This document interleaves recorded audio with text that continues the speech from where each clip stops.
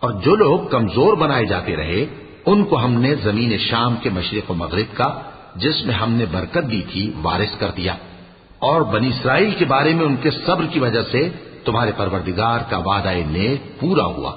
اور فرعون اور قوم فرعون جو محل بناتے اور انگور کے باغ جو چھتریوں پر چڑھاتے تھے سب کو ہم نے تباہ کر دیا۔ اور ہم نے بنی اسرائیل کو سمندر کے پار اتارا تو وہ ایسے لوگوں کے پاس جا پہنچے جو اپنے بتوں کی عبادت کے لیے بیٹھے رہتے تھے۔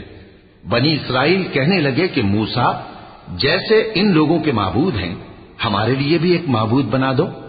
فرمایا کہ تم بڑے ہی جاہل لوگ ہو، یہ لوگ جس شغل میں پھنسے ہوئے ہیں وہ برباد ہونے والا ہے، اور جو کام یہ کرتے ہیں سب بےہودہ ہیں۔